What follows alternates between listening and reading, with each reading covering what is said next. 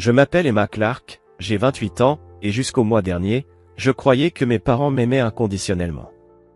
Puis, lors de leur fête d'anniversaire de mariage, un verre de vin à la main, je les ai entendus avouer à leurs amis qu'ils regrettaient ma naissance.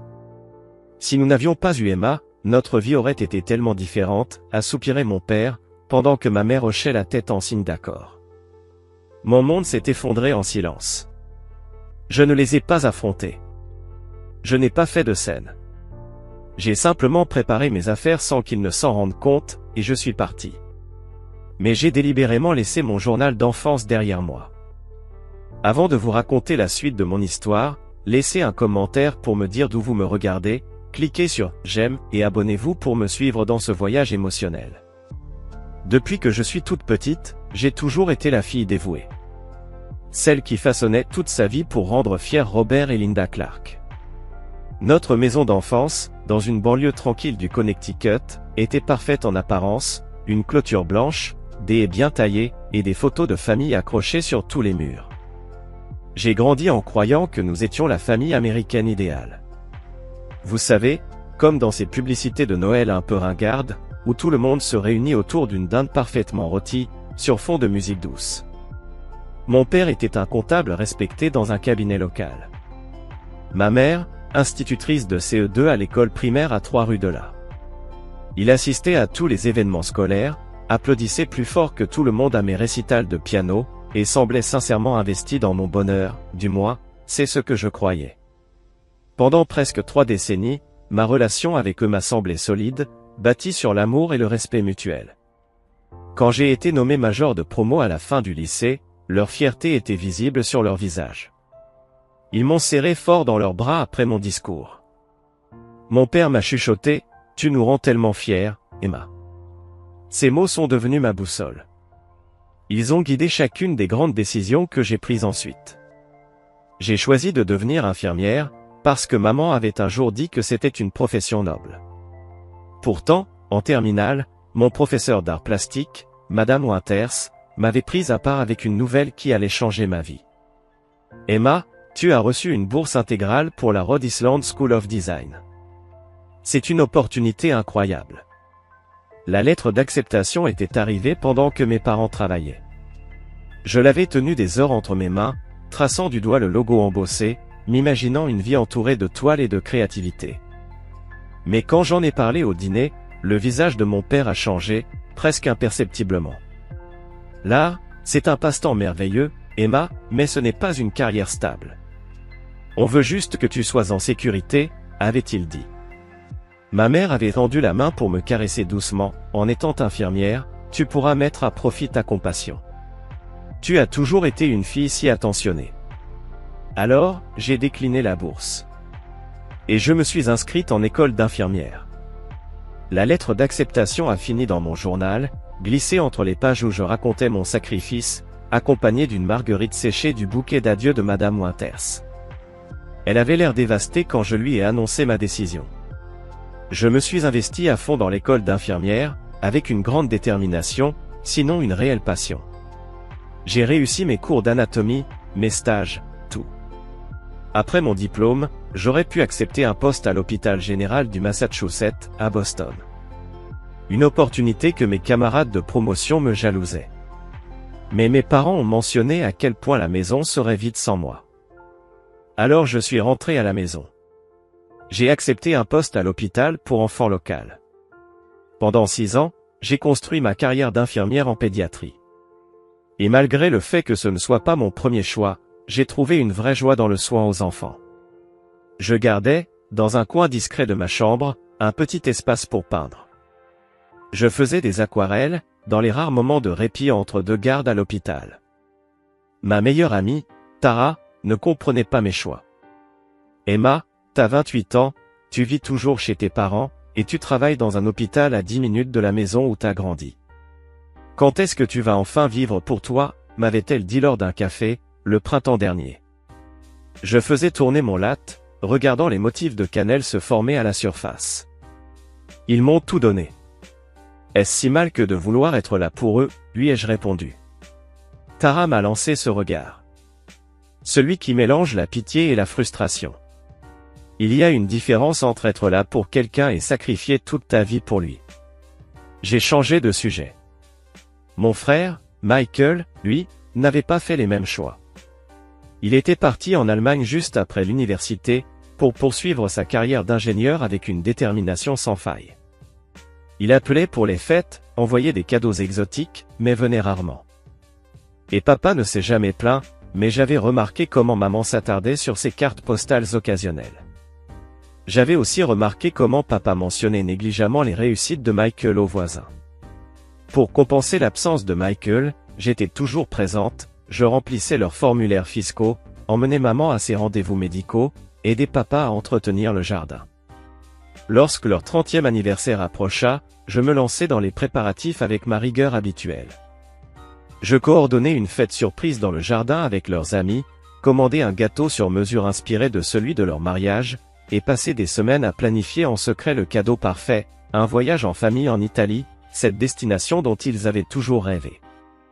J'économisais depuis 3 ans, en faisant des heures supplémentaires, en réduisant mes propres dépenses. L'enveloppe contenant les 3 billets, j'avais même convaincu Michael de nous accompagner, était soigneusement emballée et cachée dans mon placard, prête à être révélée au moment parfait. Les semaines précédant la fête, je transformais notre jardin en un véritable lieu de réception, guirlandes lumineuses suspendues dans les vieux chênes, tables louées décorées de centres de table fleuries, et photos retraçant leurs 30 années ensemble. Je voulais que tout soit parfait, un hommage à ce lien familial que je chérissais plus que tout. La veille de la fête, je restais éveillé jusqu'à 3 heures du matin à finaliser le plan de table et à confirmer les derniers détails avec le traiteur. Épuisé mais satisfaite, je me glissai enfin dans mon lit et écrivis dans mon journal, « Demain sera parfait. » Ils méritent rien de moi après tout ce qu'ils ont fait pour moi. J'ai hâte de voir leur visage quand ils découvriront les billets pour l'Italie. Peut-être que ça sera enfin assez. Ce que je ne savais pas encore, c'est que moins de 24 heures plus tard, cette phrase semblerait avoir été écrite par une personne tout à fait différente qu'une femme naïve, qui croyait encore être la fille chérie d'un récit familial heureux, et non la source du plus grand regret de ses parents. Le jour de la fête d'anniversaire arriva, baigné par une météo parfaite de début d'été. Le soleil filtrait à travers les érables, projetant des motifs d'encens sur les nappes blanches impeccables. Les invités commencèrent à arriver à 16 heures, les bras chargés de cadeaux emballés dans du papier argenté, partageant des souvenirs des débuts de Robert et Linda. Je faisais des allers-retours entre la cuisine et le jardin, vérifiant le service traiteur, remplissant les carafes de boissons, m'assurant que chacun se sentait bien. Maman était resplendissante dans sa robe bleue, ses cheveux argentés coiffés avec élégance. Papa, lui, se tenait droit dans son plus beau costume, accueillant ses vieux amis avec de franches poignées de main. Vers 18 heures, alors que la lumière dorée de la fin d'après-midi enveloppait doucement les lieux, je tapais doucement ma cuillère contre mon verre et portais un toast, à 30 années de démonstration d'amour, à nous montrer ce que signifie vraiment l'union. Levant ma flûte de champagne vers mes parents, j'ajoutais, puissions-nous tous avoir la chance de bâtir ce que vous avez construit. Les invités applaudirent, mes parents s'embrassèrent, et à ce moment-là, entourés de ceux qui les aimaient, ils avaient l'air sincèrement heureux. Après le dîner, alors que les invités discutaient autour des desserts, je me dirigeais vers la cuisine pour préparer l'arrivée du gâteau d'anniversaire. Par la fenêtre, je voyais mes parents assis dans la gloriette du jardin avec leurs amis les plus proches, les Harrison et les Baker. Ils riaient, un verre de whisky onéreux à la main, celui que papa réservait pour les grandes occasions. J'étais sur le point de me retourner quand j'entendis mon prénom, ce qui me figea en plein mouvement. Emma est une fille merveilleuse, disait Madame Harrison. Vous avez de la chance qu'elle soit restée dans la région. Les nôtres sont partis à l'autre bout du pays dès leur diplôme en poche. Un silence suivit, puis la voix de mon père, relâchée peut-être par l'alcool et la nostalgie, résonna d'un ton que je ne lui connaissais pas. Parfois, je me demande. Si je suis honnête, avoir Emma a tout bouleversé. Si nous ne l'avions pas eue à ce moment-là, nous aurions pu accepter ses postes en Californie. Linda aurait pu finir son doctorat. Mes mains se figèrent sur la boîte du gâteau tandis que la voix de maman passait clairement à travers la fenêtre entr'ouverte. Tu te souviens de cette offre de l'école internationale en Suisse? Nous étions prêts à partir quand j'ai appris que j'étais enceinte. Elle soupira, un son si nostalgique qu'il me serra l'estomac. Parfois, je me demande ce qu'auraient été nos vies. Je déteste le dire, mais il y a des jours où je le regrette aussi. La boîte du gâteau glissa de mes mains soudainement engourdies, s'écrasant sur le sol de la cuisine dans un fracas de glaçage et de porcelaine brisée. À peine consciente du vacarme, mes oreilles résonnaient des cruautés banales de leurs paroles. Le rire gêné de Monsieur Baquet rompit le silence. « Voyons, vous ne le pensez pas vraiment. Emma est une fille adorable. » « Bien sûr qu'elle l'est, » répondit rapidement papa. « Nous l'aimons beaucoup. Mais on peut aimer quelqu'un tout en reconnaissant qu'il a bouleversé notre trajectoire.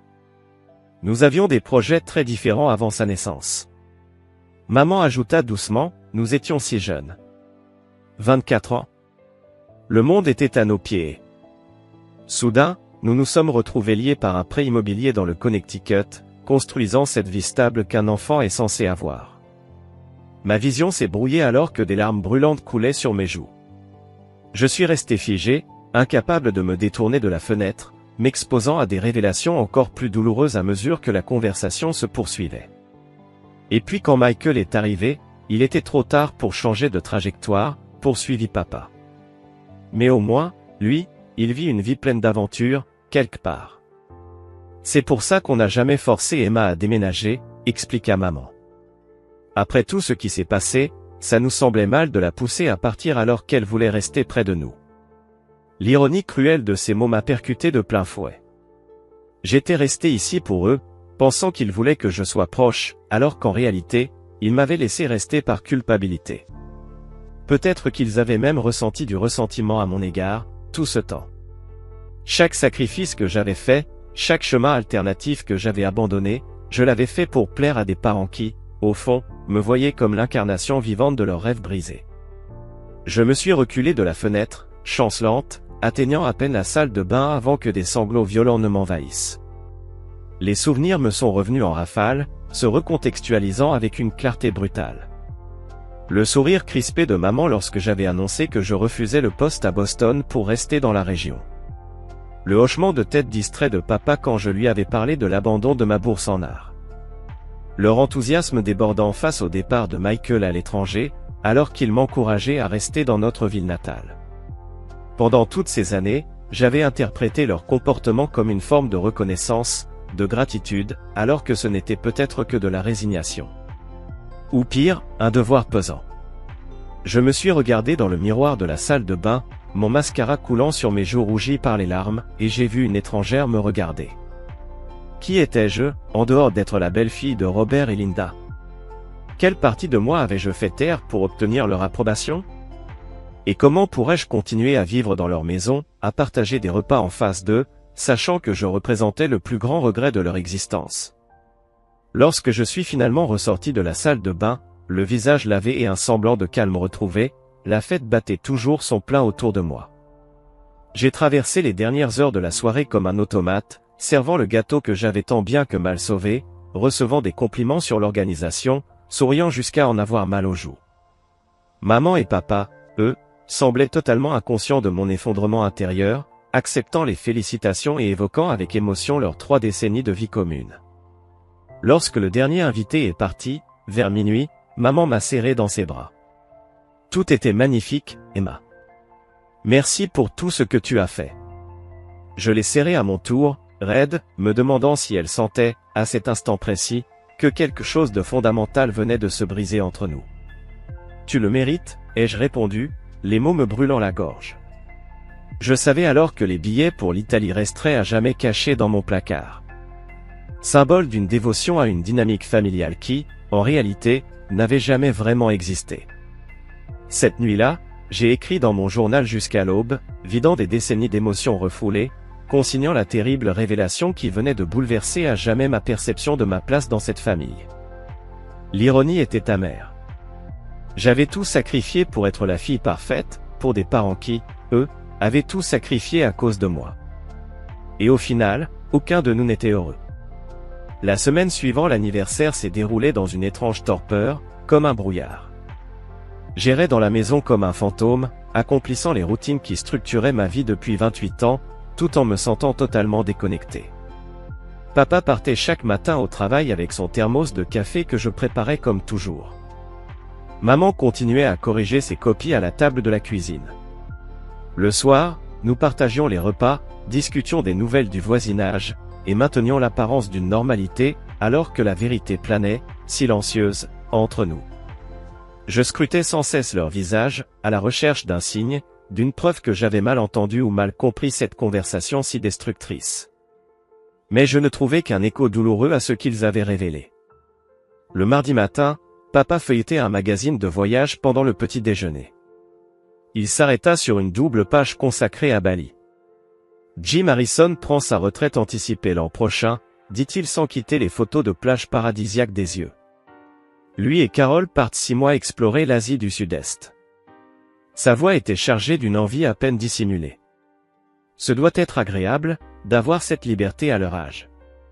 Je remuais mon porridge en silence, entendant clairement ce qu'ils n'avaient pas dit, la liberté qu'ils auraient eue, sans moi. Ce soir-là, maman évoqua la récente promotion de sa colocataire de fac, devenue doyenne d'université. Elle a toujours été brillante, dit-elle, les yeux perdus dans le vide. On avait été acceptés toutes les deux en doctorat, tu sais. La vie prend des tournants si imprévisibles. Son sourire semblait fragile lorsqu'elle m'a tapoté la main. Mais au final, on fait tous nos choix. Le jeudi, je ne pouvais plus supporter ça. Pendant ma pause déjeuner à l'hôpital, j'ai appelé une agente immobilière et j'ai fixé une visite d'appartement pour le soir même. Diane, l'agente, me fit visiter une pièce rénovée dans une maison victorienne de l'autre côté de la ville. À quelques pas de l'hôpital. Et surtout, à seulement 15 minutes de la maison de mes parents. L'appartement n'avait rien d'extraordinaire, des murs couleur crème, des appareils électroménagers standards, et des fenêtres donnant sur une cour intérieure modeste.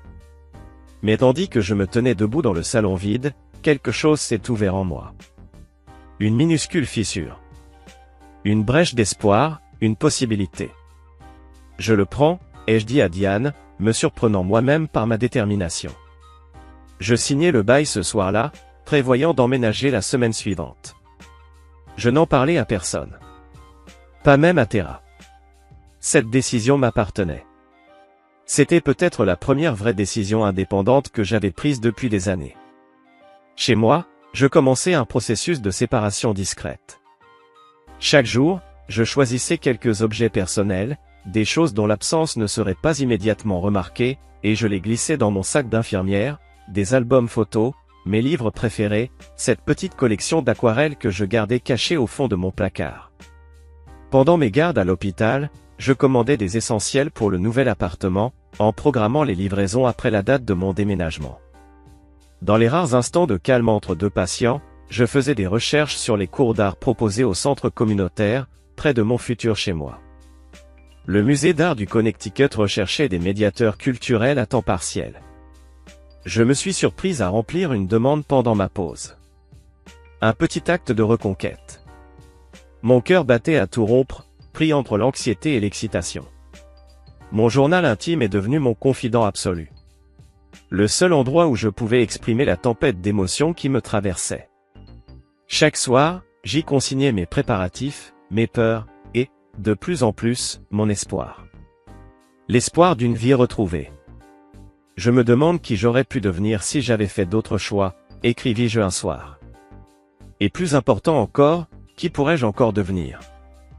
Le dimanche soir, mon père m'appela dans son bureau pour l'aider avec quelques papiers. Pendant que j'organisais les dossiers sur son bureau, il s'adossa dans son fauteuil en cuir et fixa une photo encadrée de lui et maman dans leur vingtaine, sac au dos, en randonnée à Yellowstone. La vie est étrange, Emma, dit-il d'une voix songeuse. On commence avec tous ces grands rêves, toutes ces aventures, puis la réalité s'installe.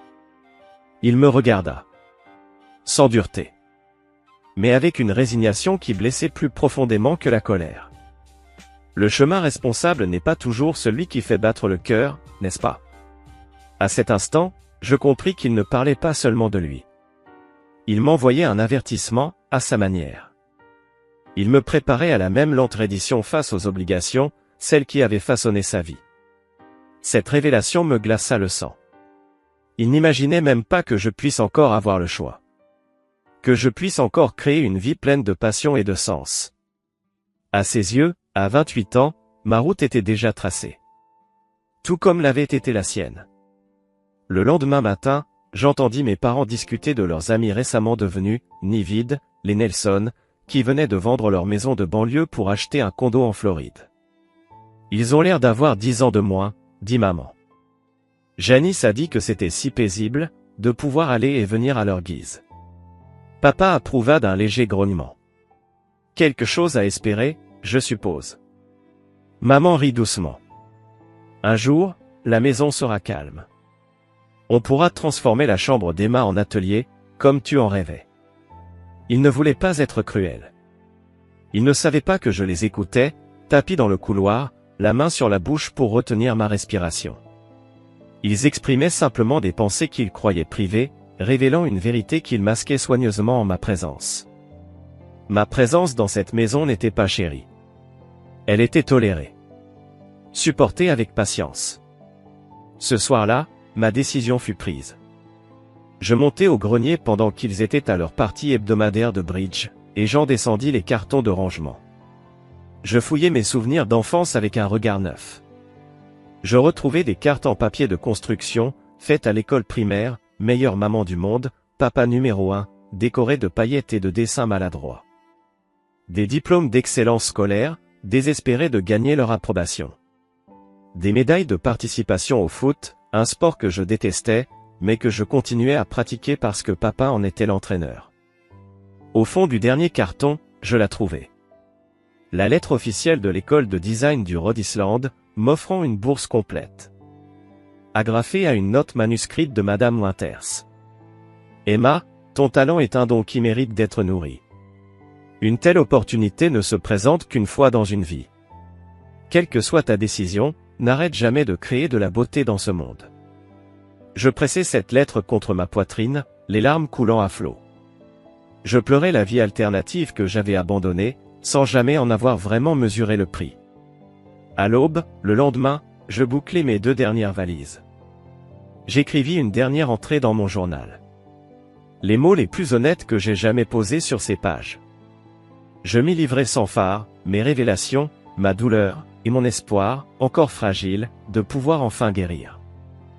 Et avec une séparation soigneusement calculée, je laissai le journal intime sur mon lit parfaitement fait, à côté de l'enveloppe contenant les billets pour l'Italie, des billets que je ne leur remettrai jamais. La maison était silencieuse tandis que je portais mes valises jusqu'à la voiture. Mes parents ne se réveilleraient pas avant 1 heure, et ne découvriraient mon absence que lorsqu'ils verraient ma chambre d'enfance vidée de toutes affaires personnelles. Le journal resterait comme ma seule explication. Alors que je sortais de l'allée, regardant la maison s'éloigner dans le rétroviseur, je ressentis un mélange complexe de chagrin et de libération. Pour la première fois de ma vie, je choisissais mon propre chemin, même si l'idée de ce qu'il me réservait me terrifiait. La veille de mon départ silencieux, une étrange impulsion me mena au grenier, cet espace de stockage où reposaient des boîtes pleines de souvenirs soigneusement conservés. Mes parents dînaient avec leurs amis d'université comme chaque mois, me laissant plusieurs heures ininterrompues pour affronter l'épreuve physique de mon passé avec eux. L'air du grenier était lourd de poussière et de nostalgie.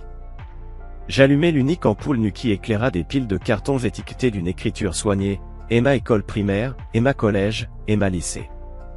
Les mains tremblantes, je décollai le ruban jauni de la première boîte, révélant des couches de mon passé méticuleusement archivées, bulletins affichant des notes parfaites, chacun accompagné de commentaires élogieux de mes professeurs. Emma est une élève exemplaire, Emma a un potentiel exceptionnel, Emma dépasse toujours les attentes.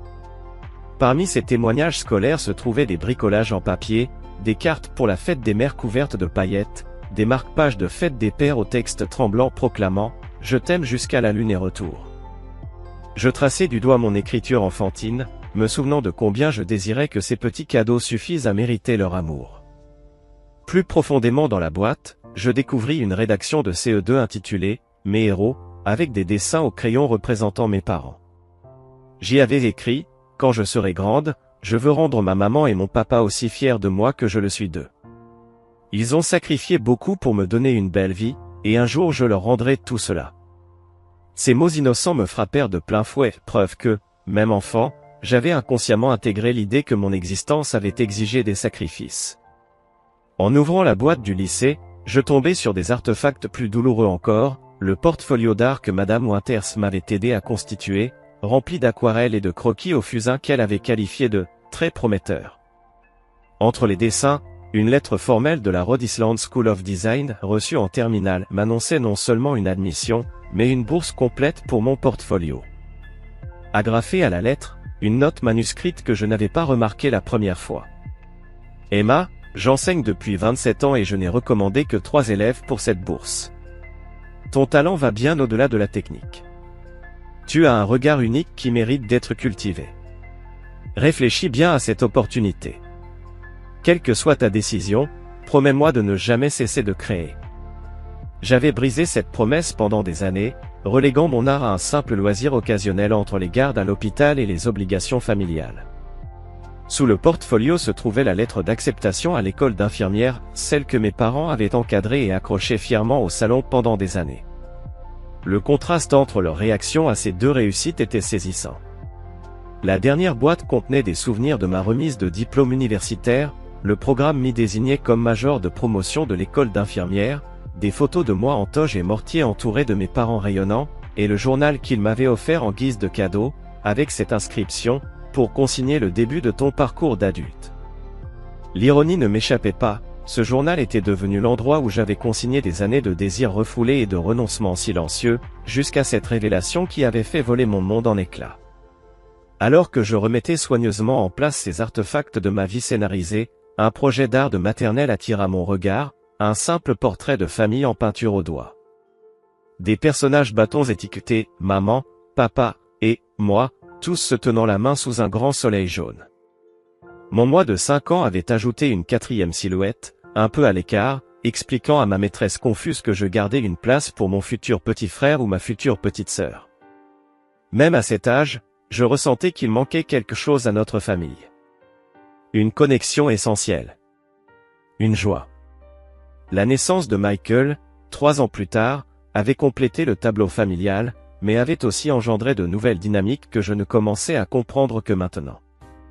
Quand je descendis du grenier, les bras chargés des quelques objets que je ne pouvais me résoudre à laisser, ma résolution était claire, je ne pouvais plus continuer à incarner physiquement les rêves compromis de mes parents. Chaque jour passé auprès d'eux renforçait cette idée, mon existence même avait déraillé leur vie. Cette subtile amertume que je décelais désormais dans leurs remarques désinvoltes, dans leurs souvenirs teintés de regrets, empoisonnait lentement tout amour véritable qu'il pouvait encore y avoir entre nous. Le lendemain matin, mes parents quittèrent la maison pour aller travailler, comme si de rien n'était. Papa prit le mug de café que je lui avais préparé, maman me rappela que nous manquions de lait. Aucun des deux ne remarqua quoi que ce soit d'anormal dans mon expression parfaitement maîtrisée. Dès qu'ils sortirent de l'allée, j'agis avec une efficacité froide, je transférai mes valises minutieusement préparées dans la voiturée. Alors que je faisais une dernière inspection de ma chambre pour m'assurer de n'avoir rien oublié d'essentiel, tout semblait étrangement intact. Le lit était parfaitement fait, recouvert de la couette fleurie que j'avais depuis le lycée. Les étagères étaient ordonnées par hauteur. Mes diplômes d'infirmière encadrés ornaient encore le mur. Seules les photos disparues et quelques objets personnels trahissaient mon départ imminent. Je posai mon journal intime délibérément au centre du lit, sa couverture en cuir usé renfermant des années de pensées les plus intimes, de peur, et désormais, mon explication de ce départ. À côté, j'y plaçai l'enveloppe contenant les billets pour l'Italie que j'avais achetés en cadeau pour leur anniversaire, des billets qui ne seraient jamais utilisés. Ma dernière entrée dans le journal couvrait plusieurs pages, débutant par la conversation dévastatrice que j'avais surprise, puis remontant à travers les années de sacrifices que j'avais consentis dans l'espoir d'obtenir une approbation, que je comprenais à présent ne m'avait peut-être jamais vraiment été accessible.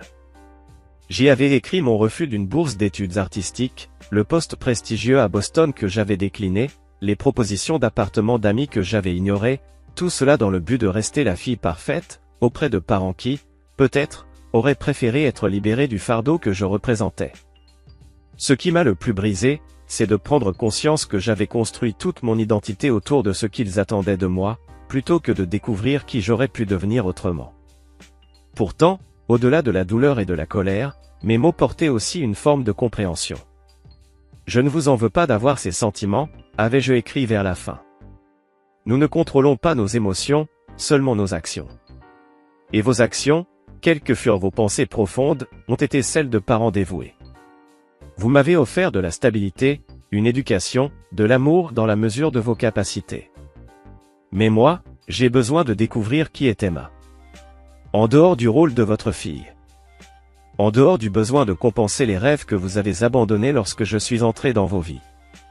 Peut-être qu'en nous séparant, nous pourrons chacun retrouver quelque chose qui nous manquait. En posant ma clé sur le comptoir de la cuisine, une étrange sérénité s'installa en moi. Il n'y aurait ni confrontation dramatique, ni accusations enflammées lancées au dîner. Juste la dignité silencieuse de me retirer d'une dynamique qui nous avait tous étouffés, chacun à sa manière. Je jetai un dernier regard à cette maison qui avait été tout mon univers pendant 28 ans, puis je sortis et fermai la porte sur la vie que j'avais connue. Alors que je m'éloignais en voiture, les rayons du soleil matinal se reflétaient sur les fenêtres des maisons voisines. Le poids des attentes commençait enfin à se dissiper de mes épaules. Ce qui m'attendait serait sûrement terrifiant, incertain, mais ce serait uniquement à moi.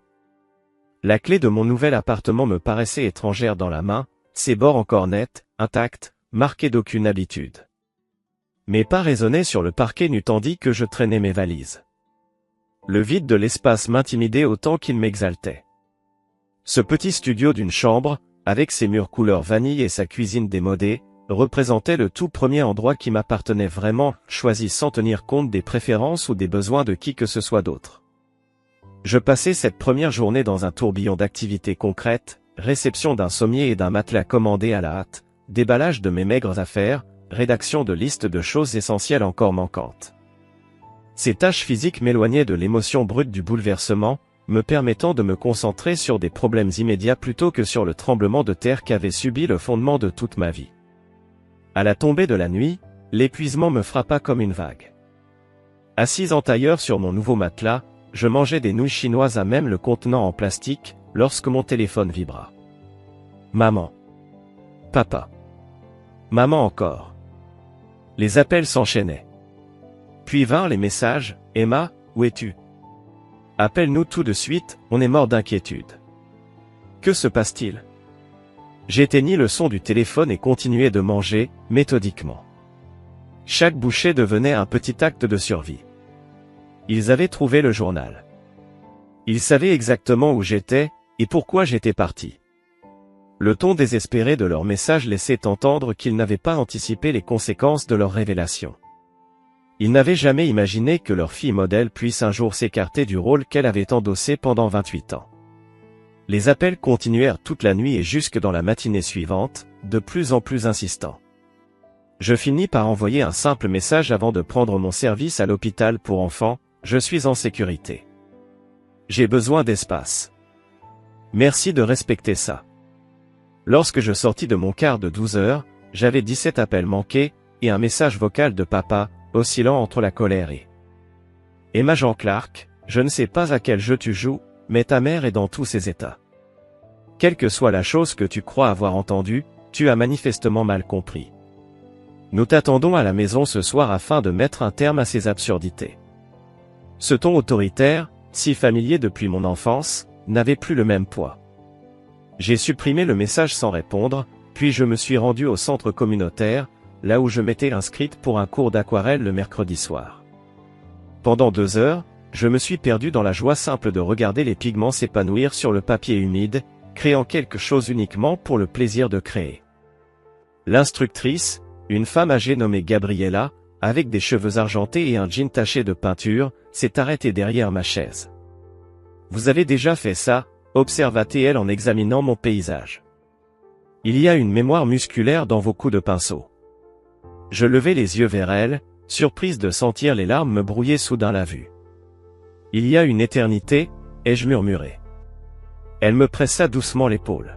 « Alors, bon retour. » Ces 3 mots m'ont accompagné jusqu'à la maison, comme une bénédiction pour le voyage que je venais d'entreprendre. Les jours suivants s'écoulèrent dans un nouveau rythme étrange, des gardes à l'hôpital, des cours d'art, des repas pris seuls en lisant des livres que j'avais toujours voulu découvrir, de timides conversations avec les voisins de mon immeuble. Les messages de mes parents devenaient moins fréquents, mais plus calculés, glissant de l'exigence à la culpabilité. La tension artérielle de ton père est préoccupante. Le médecin. La maison semble si vide sans toi. Nous avons toujours été une famille soudée. Que vont penser les gens? Je maintenais un contact minimal, répondant seulement pour confirmer que j'étais en sécurité, refusant d'entrer dans des discussions de fond tant que je ne me sentais pas suffisamment solide dans ma nouvelle réalité pour ne pas me laisser happer par les anciens schémas. Une connexion inattendue émergea avec ma voisine d'en face, Dorothy, une professeure de littérature à la retraite dans la soixantaine bien sonnée. Un soir, elle me surprit en train de lutter avec mes sacs de course. Malgré ses mains arthritiques, elle insista pour m'aider. « Je vous vois aller et venir », dit-elle d'un ton neutre en déposant un sac sur mon comptoir. Une jeune femme toute seule, avec des horaires à l'hôpital, vous me rappelez moi à votre âge. Il y avait quelque chose dans son regard direct, dépourvu de jugement ou d'attente, qui a ouvert une porte en moi. Avant même de m'en rendre compte, nous étions assises à ma petite table de cuisine, partageant les biscuits au citron qu'elle avait apportés, pendant que toute mon histoire jaillissait de moi. Dorothy écoutait sans m'interrompre, ses mains marquées serrant sa tasse de thé. Quand j'eus terminé, elle hocha lentement la tête, pensive. « Les familles sont des écosystèmes compliqués, dit-elle. Parfois, une plante a besoin d'un autre sol pour vraiment s'épanouir, même s'il y a de l'amour dans le jardin d'origine. » Son point de vue, dégagé des nœuds émotionnels de mon histoire familiale, m'offrait une clarté dont j'avais cruellement besoin. Notre conversation improvisée évolua en rendez-vous régulier du soir autour d'un thé, Dorothy partageant les récits de son propre parcours, de fille sage et belle à femme universitaire indépendante. En elle, je découvrais un modèle de vie vécu avec authenticité, malgré les attentes des autres. À la fin du mois de juin, un courriel inattendu arriva de l'hôpital pour enfants de Boston, en réponse à une candidature que j'avais envoyée des mois plus tôt, puis oubliée dans le tumulte des événements récents. Il m'offrait un poste spécialisé combinant soins infirmiers pédiatriques et art-thérapie pour les patients de longue durée. Une position qui utilisait à la fois ma formation médicale et mon expérience artistique. Le poste impliquait un déménagement à Boston, une idée encore impensable quelques semaines plus tôt. Je suis resté quelques jours avec cette opportunité, en discutant avec Dorothy et ma superviseure à l'hôpital, qui m'a fortement encouragé, enthousiaste à l'idée de mon avancement professionnel. Quand j'ai enfin répondu avec intérêt, planifiant un entretien pour la semaine suivante, j'ai senti une nouvelle pièce de mon identité indépendante s'emboîter à sa place. Mon frère Michael m'a appelé pendant cette période de transition, après avoir entendu des fragments de l'histoire par nos parents. Ils sont complètement sous le choc, Emma, dit-il, sa voix grésillant sur la connexion internationale. Papa dit que tu fais une sorte de crise. J'ai ri sans joie. Bien sûr. C'est leur interprétation. Dieu nous garde qu'ils réalisent que je suis en train d'évoluer, pas de m'effondrer. Michael resta silencieux un moment. Tu sais, je me suis toujours senti coupable d'être parti, de t'avoir laissé derrière, comme si j'abandonnais mon poste. Tu vivais ta vie, ai-je répondu, réalisant la vérité en même temps que je la prononçais. Moi, j'étais juste très doué pour ne pas vivre la mienne. Une nouvelle pause, puis... Pour ce que ça vaut, je pense que c'est quelque chose que tu aurais dû faire depuis longtemps. Et quand tu découvriras qui est vraiment Emma, au-delà de l'image de la fille parfaite, j'aimerais vraiment apprendre à la connaître. Son soutien, offert sans condition et sans pression pour que je me réconcilie avec nos parents, a renforcé ma détermination à poursuivre ce chemin incertain.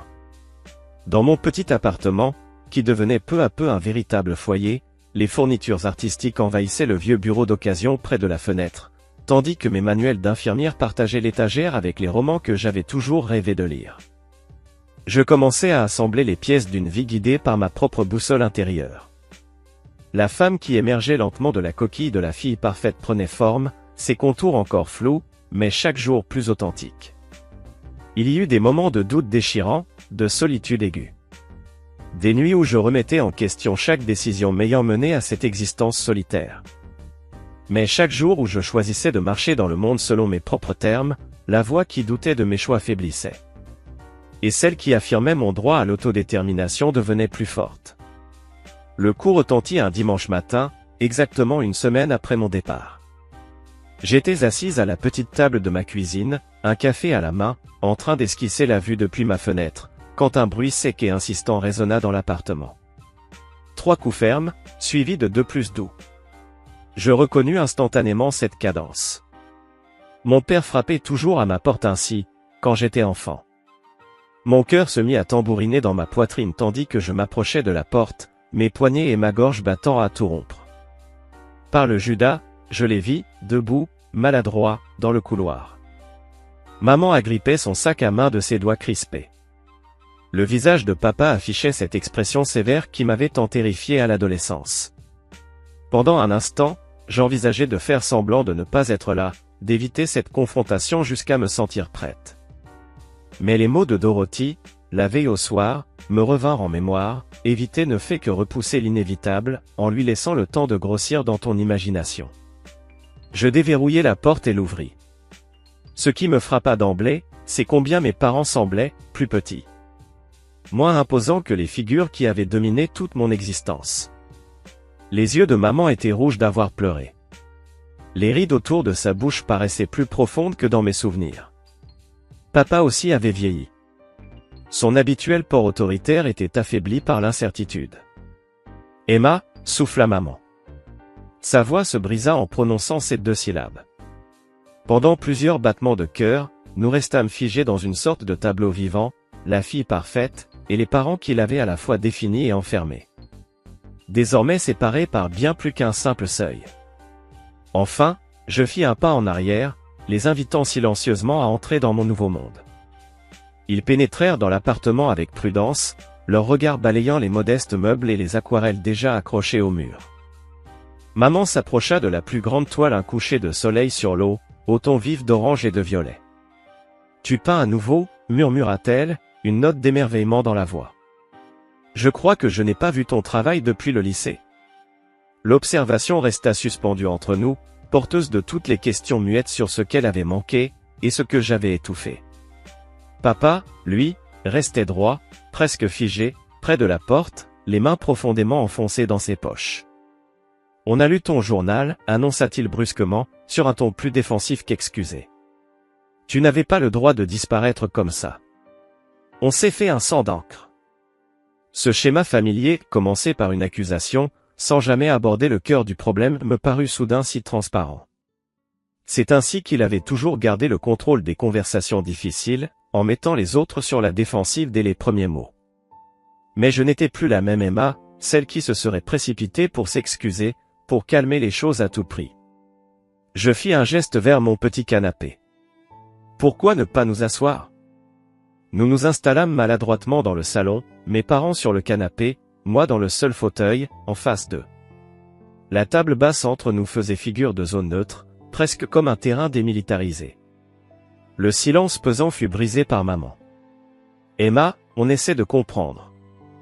Ce journal, ce que tu as écrit. » Elle tordait sa bague de mariage entre ses doigts nerveux. « Tu décris des parents horribles, comme si on ne t'aimait pas. Comment peux-tu penser ça ?» La confusion sincère dans sa voix confirma ce que j'avais lentement compris durant cette semaine loin d'eux, ils n'avaient aucune idée. Aucune conscience de comment leurs commentaires apparemment anodins révélaient des décennies de ressentiment enfouis. À quel point ces révélations avaient bouleversé ma vision de notre famille. « Je vous ai entendu à la fête d'anniversaire, dis-je doucement, quand vous parliez avec les Harrison, et dans le kiosque, avec les Baker, vous parliez de la façon dont ma naissance avait bouleversé vos vies, de vos regrets. Sur vos visages, j'ai vu d'abord le choc, puis la reconnaissance, et enfin, quelque chose comme la honte. » Papa s'est repris le premier, basculant aussitôt en mode justification. « Tu as complètement mal compris le sens de cette conversation, Emma. On repensait juste à nos choix de vie, c'est tout. Tout le monde se demande parfois ce qui aurait pu se passer s'il avait pris un autre chemin. Tu as dit que tu regrettais de m'avoir eu, ai-je rétorqué, la voix ferme malgré la douleur qui me serrait la poitrine. Ce sont tes mots exacts, maman. Il m'arrive de le regretter, moi aussi, a-t-elle avoué. Après avoir passé toute ma vie à essayer d'être à la hauteur, à tenter de compenser ce que je croyais vous avoir pris, entendre cette confirmation. J'ai peiné à trouver les mots pour décrire l'effondrement complet de mon identité. Mais tout devenait soudain si clair. Maman s'est mise à pleurer en silence, des larmes glissant sur ses joues. Ce n'était pas contre toi, Emma. Pas vraiment. On parlait du moment, du fait d'être devenu parent si jeune, avant d'être prêt. Bien sûr qu'on ne te regrette pas. Alors pourquoi ai-je grandi avec le sentiment de devoir mériter ma place dans cette famille? Ai-je demandé, la voix surgissant d'un endroit profond en moi, un endroit que je n'avais jamais atteint auparavant. Pourquoi ai-je passé 28 ans à essayer d'être parfaite, à ne pas être un fardeau, à renoncer à tout ce que je voulais pour vous rendre heureux? Papa s'est penché en avant, passant une main dans ses cheveux clairsemés. On ne t'a jamais demandé de renoncer à quoi que ce soit. Cette carrière d'infirmière, rester dans le Connecticut, c'était ton choix. Mais l'incompréhension sincère dans ses yeux a fissuré quelque chose entre nous. Vraiment? Ai-je lancé? Quand j'ai eu cette bourse pour étudier l'art, vous m'avez bien fait comprendre ce que vous pensiez d'une carrière artistique. Et quand on m'a proposé le poste à Boston, vous avez évoqué à quel point la maison serait vide sans moi. Vous ne m'avez rien imposé, c'est vrai, mais vos attentes étaient limpides. Un silence pesant s'est installé. Seuls les reniflements étouffés de maman le brisaient. Quand papa a repris la parole, sa voix avait cette vulnérabilité que je ne lui connaissais pas. Mon père m'a dit que je gâchais ma vie quand j'ai choisi la comptabilité au lieu de la fac de droit. Il appelait ça, se contenter de la médiocrité. Je m'étais juré de ne jamais mettre une telle pression sur mes enfants. Il m'a regardé, les yeux écarquillés par une prise de conscience douloureuse. Et je ne me suis pas rendu compte que je faisais exactement la même chose avec toi, juste d'une manière différente. Maman a essuyé ses larmes avec un mouchoir tiré de son sac. Nos enfances ont été si durs, Emma. Mes parents étaient si critiques, jamais satisfaits de ce que je faisais. Je m'étais promis de faire mieux. Elle a tendu la main vers la mienne, par-dessus la table basse. Mais je n'étais pas prête pour ce contact. On pensait te soutenir, te montrer combien on était fiers de toi quand tu réussissais. Jamais on n'a voulu que tu penses que notre amour était conditionnel. Au fil de leurs paroles, un tableau complexe s'est dessiné, deux personnes façonnées par des enfances difficiles, qui avaient sans le vouloir recréé les mêmes schémas qu'elles avaient juré d'éviter. Papa a raconté son enfance avec un père obsédé par le prestige, qui n'a jamais caché sa déception devant les choix, sûrs, de carrière de son fils. Maman a parlé davantage de la froideur de ses parents, de leur obsession pour la réussite, pas pour le bonheur. Des déménagements incessants à cause de la carrière de son père, la forçant à recommencer sans cesse dans de nouvelles écoles. Quand on a su qu'on t'attendait, on était terrifié à l'idée de répéter les mêmes erreurs, a expliqué maman. On voulait de la stabilité, de la sécurité, tout ce qu'on n'avait pas eu. Peut-être qu'on a trop voulu bien faire, qu'on est devenu obsédé par l'idée de créer un foyer parfait. Pour la première fois, j'ai vu mes parents non pas comme les figures omniscientes de mon enfance, mais comme des individus faillibles, essayant de faire de leur mieux avec les outils émotionnels qu'ils avaient. Ça n'effaçait pas la douleur, ni ne justifiait toutes ces années où je m'étais effacé. Mais ça apportait un éclairage nouveau que je n'avais jamais envisagé.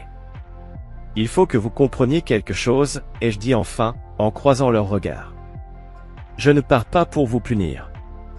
Je pars parce que j'ai besoin de découvrir qui je suis en dehors de mon rôle de fille. J'ai besoin de faire des choix selon mes propres désirs, pas selon ce que je pense qui vous rendra fier ou heureux. Papa a voulu intervenir, mais maman a posé une main sur son bras pour l'arrêter. Pour la première fois de ma vie, ai-je poursuivi, je prends des décisions qui ne passent pas par le filtre de votre approbation. C'est terrifiant, mais grisant. Et j'ai besoin d'espace pour ça. Je ne vous coupe pas de ma vie, mais notre relation doit évoluer. Quand ils sont partis 2 heures plus tard, il n'y avait pas de résolution nette. Les fractures de notre famille ne pouvaient pas se réparer en une seule conversation. Mais quelque chose avait changé. Il m'avait vu défendre ma vérité sans reculer, peut-être pour la première fois. Et moi, j'avais entrevu les enfants blessés qui guidaient encore les comportements adultes de mes parents, complexifiant le récit simple que je m'étais construite sur leurs intentions. En refermant la porte derrière eux, les regardant par la fenêtre marcher lentement vers leur voiture, j'ai ressenti une étrange légèreté. Celle qui vient quand on dit enfin les vérités qu'on porte depuis trop longtemps. Nous avions commencé ce travail douloureux de nous voir réellement. Un premier pas nécessaire vers ce que pourrait devenir notre relation. 6 mois après avoir quitté la maison de mon enfance, je me tenais devant la fenêtre de mon appartement à Boston, regardant la neige de début décembre saupoudrer la ville. La vue me captivait encore, ces maisons de grès rouge historiques, en contraste avec les gratte-ciel modernes. Le fleuve Charles, ruban d'argent au loin. Un monde si différent du paysage suburbain familier de mon Connecticut natal. Mon appartement s'était peu à peu modelé autour de moi, reflétant la personne que je devenais, plutôt que celle que j'avais laissée derrière moi. Les esquisses au fusain ornaient désormais les murs autrefois réservés aux diplômes d'infirmière et aux photos de famille. Les fournitures d'art envahissaient le coin du bureau baigné par la lumière du matin, là où les revues médicales partageaient désormais les étagères avec des ouvrages d'histoire de l'art et des romans que j'avais toujours rêvé de lire. La transition n'avait rien eu de fluide. Mon premier mois à l'hôpital pour enfants de Boston avait été accablant. Le poste, mêlant soins infirmiers pédiatriques et art-thérapie pour les patients de longue durée, me poussait bien au-delà de ma zone de confort, à la fois douloureusement et merveilleusement. J'avais pleuré, seul dans les toilettes entre deux séances, doutant de mes compétences et de mon droit à me réinventer aussi radicalement. Mais peu à peu, à mesure que les jeunes patients réagissaient aux ateliers créatifs que je leur proposais, et que mes collègues sollicitaient mon avis sur certains cas, une nouvelle assurance professionnelle a émergé. Elle est venue remplacer l'ancienne, fondée sur le besoin de plaire à tout prix, qui avait marqué toute ma carrière précédente. Ma transformation personnelle, elle, s'est révélée encore plus complexe. Mon premier Thanksgiving en solo avait été particulièrement douloureux. Je l'avais passé entouré de collègues de l'hôpital, loin de la routine réconfortante de la salle à manger de mes parents. Ce soir-là, j'avais appelé la maison. La conversation était restée hésitante, prudente, chacun de nous tentant de s'orienter dans le nouveau territoire fragile de notre relation, depuis l'affrontement survenu dans mon appartement du Connecticut. Depuis, nos échanges s'étaient installés en appels téléphoniques hebdomadaires, empreints de prudence et de bienveillance, un contraste frappant avec nos interactions passées. Ma mère avait commencé à m'envoyer de petits colis, du miel local du marché fermier, des coupures de presse sur des expositions à Boston qu'elle pensait susceptibles de m'intéresser. Une fois, même, un coffret d'aquarelles professionnelles accompagné d'un simple mot, « Ça m'a fait penser à toi ». Les tentatives de mon père pour créer du lien prenaient la forme de textos courts, un peu maladroits, sur des sujets banals, la météo, les Red Sox, des nouvelles du voisinage. Ni lui ni ma mère ne mentionnaient mon retour, ni ne faisaient pression pour une visite, respectant ainsi les limites que j'avais posées. Début octobre, un mail inattendu est arrivé de mon frère Michael, il m'annonçait sa mission temporaire dans un cabinet d'ingénierie à Boston, pour un projet de 3 mois. Et si on prenait enfin ce café dont on parle depuis des années? En face à face, cette fois. Notre première rencontre, dans un café près de Fenway Park, fut hésitante. Nous étions tous les deux incertains de la manière d'interagir en dehors de la structure familiale qui avait toujours défini notre relation. Mais après les premières maladresses, la conversation a coulé plus naturellement que ce que nous aurions imaginé. Je t'ai toujours envié, m'a-t-il confié au moment de son deuxième espresso. L'enfant doré, celle qui ne faisait jamais d'erreur, qui savait toujours comment les rendre heureux. J'ai failli m'étrangler avec mon thé. Et moi, je t'enviais ta liberté. Ta capacité à partir sans emporter avec toi toutes leurs attentes. Nous avons ri, alors, en réalisant à quel point nos perceptions mutuelles avaient faussé notre relation de frères et sœurs. Ce rendez-vous café est devenu un rituel hebdomadaire pendant son séjour à Boston. Chaque discussion soulevait une nouvelle couche de notre histoire familiale, revisitait des souvenirs d'enfance à travers des yeux d'adultes. Michael m'a livré un jour une révélation inattendue, ils sont en thérapie. Tous les deux. Chacun de leur côté, et aussi ensemble. J'ai cru tomber de ma chaise. Papa m'a même appelé pour me demander si j'avais vécu notre enfance comme toi.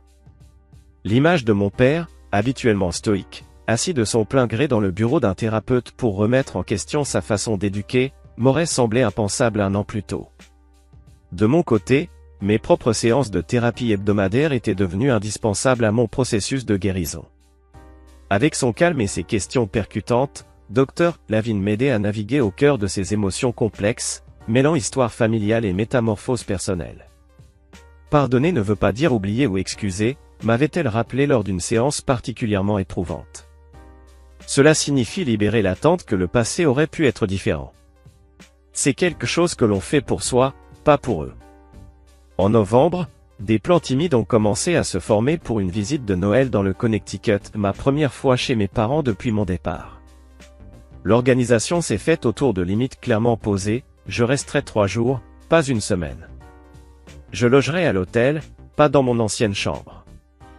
Nous nous concentrerions sur la création de nouveaux souvenirs, plutôt que de ressasser les douleurs passées. À l'approche de cette visite, mes nuits ont été hantées par des rêves anxieux, et les esquisses au fusain tapissaient à présent les murs autrefois ornés de diplômes d'infirmières encadrés et de photographies de familles soigneusement alignées. Les tubes de peinture, pinceaux et carnets de croquis s'étaient emparés du coin du bureau baigné par la lumière douce du matin, ce même bureau où, autrefois, je passais des heures à annoter des articles médicaux. Désormais, ces revues scientifiques partageaient l'espace avec des ouvrages d'histoire de l'art, de psychologie, et des romans que j'avais toujours voulu lire sans jamais en prendre le temps. Ce changement d'environnement n'était pas simplement esthétique. Il symbolisait un bouleversement bien plus profond, intime, viscéral. La transition n'avait pas été douce. Elle n'avait rien eu de romantique ou de fluide. Mon premier mois à l'hôpital pour enfants de Boston m'avait complètement dépassé.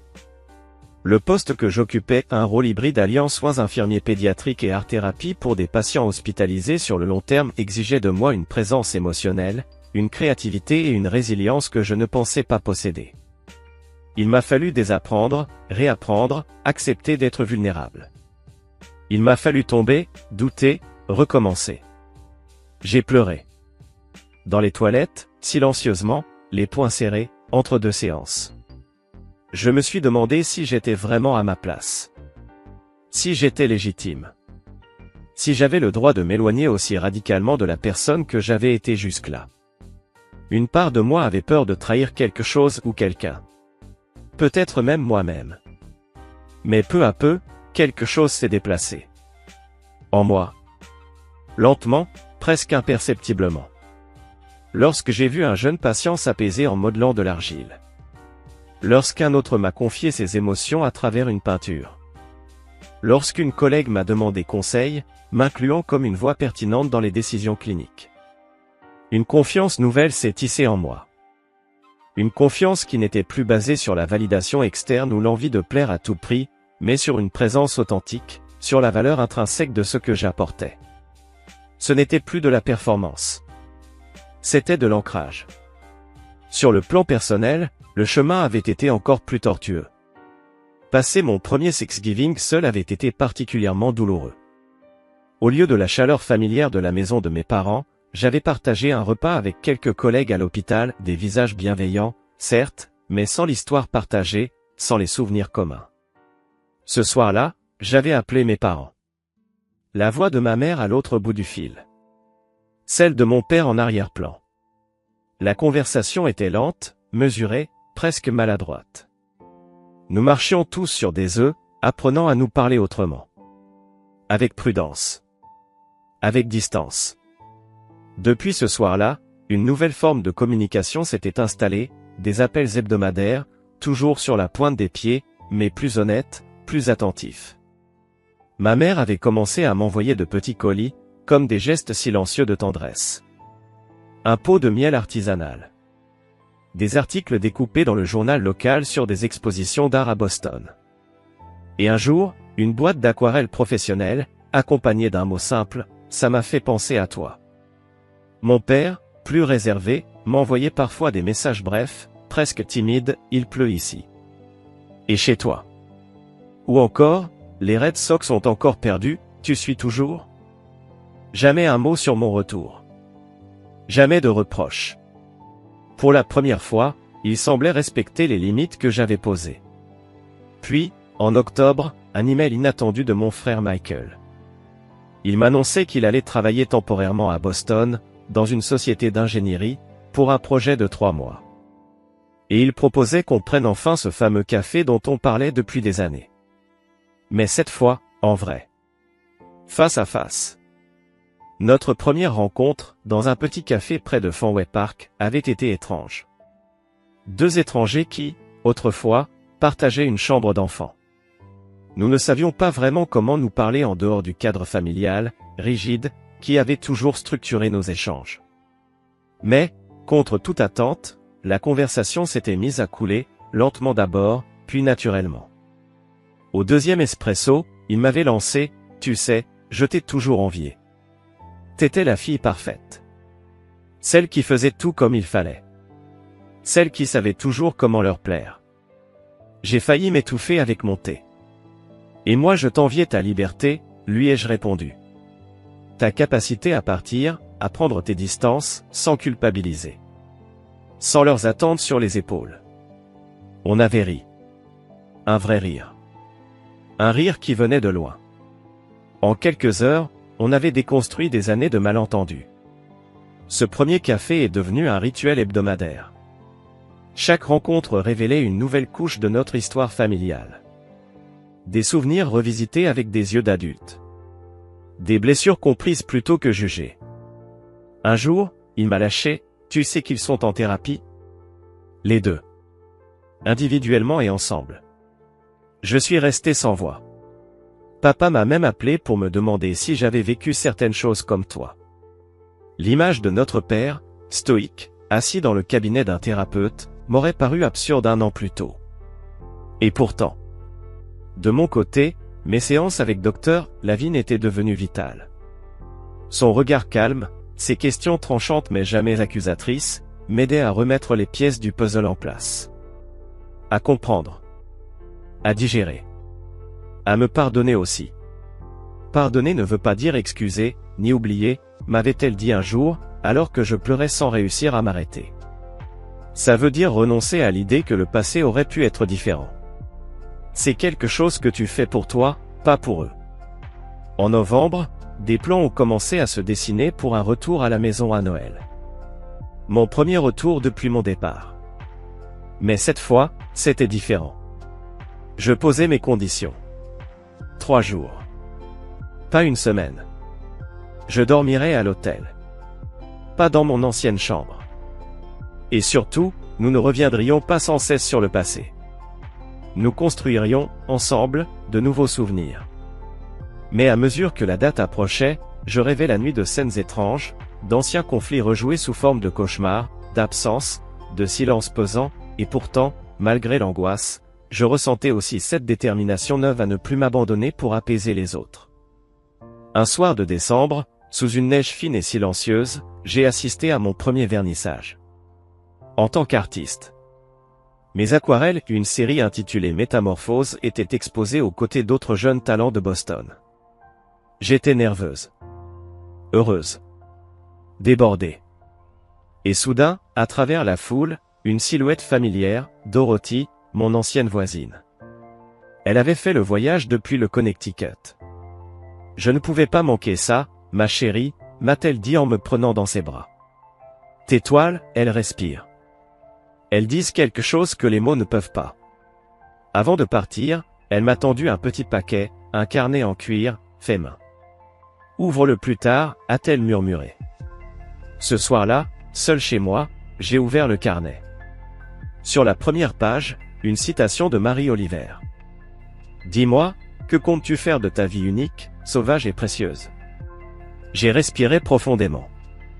Et j'ai commencé à écrire. Pas un journal. Une lettre. À la jeune fille que j'étais autrefois. Celle qui se contentait de moi pour être aimée.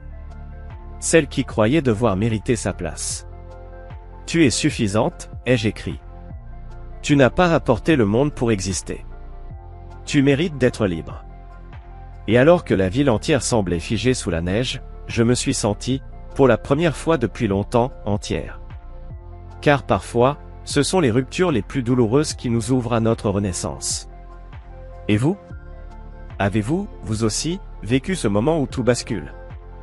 Où vous vous retrouvez face à vous-même, obligé de choisir, continuer à vous perdre, ou enfin commencer à vivre? Racontez-moi. Racontez-nous. Car dans chaque voix, il y a un écho, une vérité, un fil qui nous relie. Et peut-être que, comme moi, vous découvrirez que ce que vous preniez pour la fin, n'était en réalité que le début. Okay, looks like we're okay. Oh shit.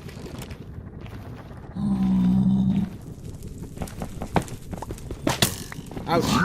Alright, dog, go get him. Yeah, I got a bodyguard now.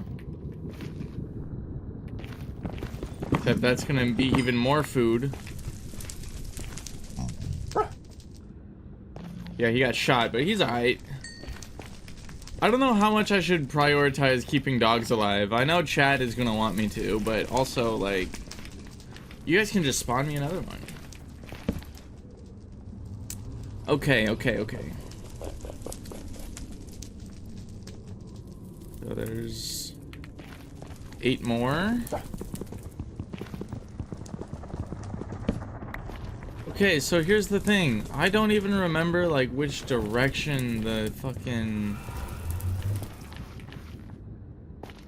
I don't even know where I went, man. I don't remember this at all.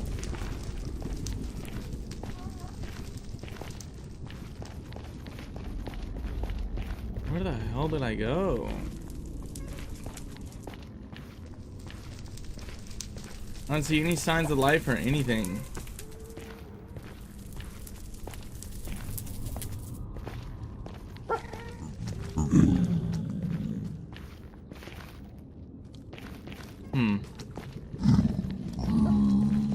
Okay, well, this is gonna be a good chance for me to get more gold, so I'm just gonna kind of focus on gold right now.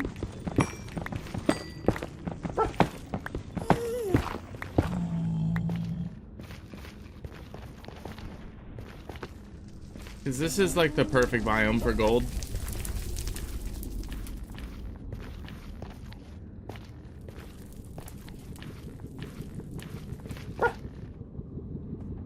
You're going crazy with the bets.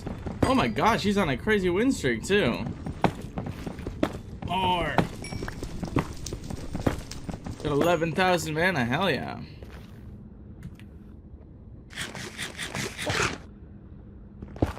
I think that puts Q somewhere. Yeah, almost top 10. Hell yeah. Big fan, what's up? How you doing? Big fan of that name. Well, welcome on in. How you doing? Welcome to the stream. Have a question? I have an answer.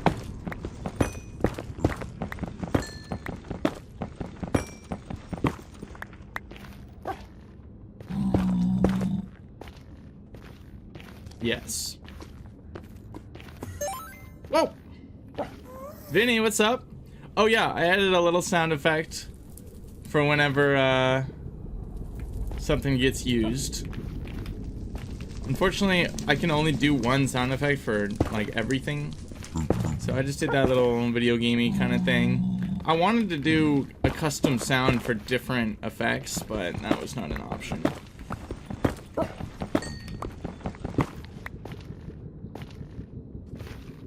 Welcome to the stream, big fan. We're doing hardcore Minecraft, but chat can directly influence the game.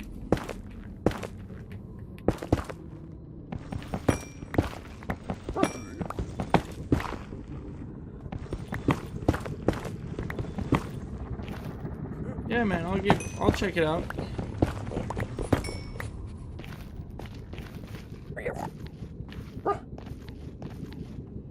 About the unstable SMP. Cool, sounds interesting, man. Need some advice on a video? Okay. I haven't gotten into YouTube yet, but I'll give whatever advice I can. I do watch a lot of YouTube, so I guess that makes me somewhat qualified.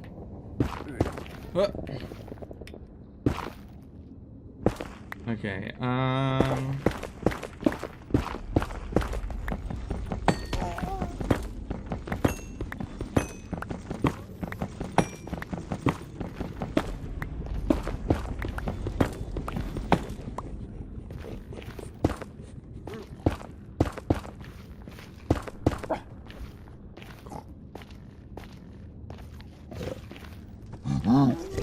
okay, these guys are not mad. That's good. I'm gonna actually start trading.